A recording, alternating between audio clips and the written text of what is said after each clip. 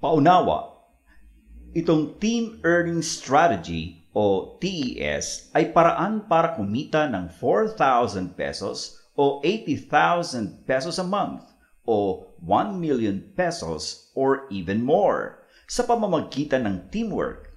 Sa TES, teamwork means na sa gagawin mo para kumita, kikita rin ang teammate mo.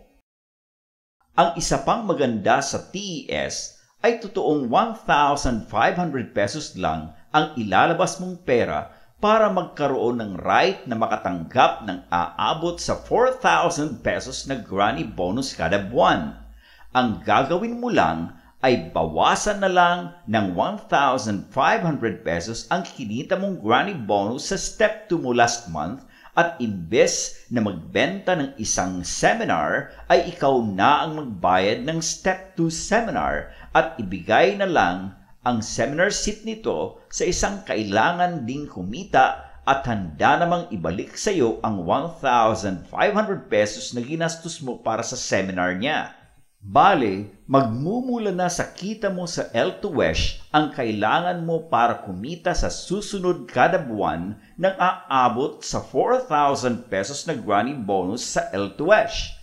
Pwede mong gawin yan kada buwan para magkaroon ng granny bonus kada buwan, 4,000 pesos a month or 1 million or even more na mula lang sa 1,500 pesos na TES seminar fee. Kaya upang mangyari yan, inilagay namin sa sistema ng TES ang mga patakarang ito. Number 1, kailangan mo magyaya ng 4 sa kailangan mong buuhin na kitaan team at kikitain din ng 4 na teammates mo yon ang kaya mong kitain. Parehong gawa, parehong kita. Number 2, 2 levels lang ito para kilala mo pa ang mga teammates mo at magkatulungan kayo. Number 3, kung hindi matupad ng teammate mo ang step 1 sa loob ng 30 days mo kaya wala kang chance na kitain ang nais mong kitain kada buwan, mare-replace mo siya nang hindi siya mapipinsala sa paraan na makabubuti sa lahat.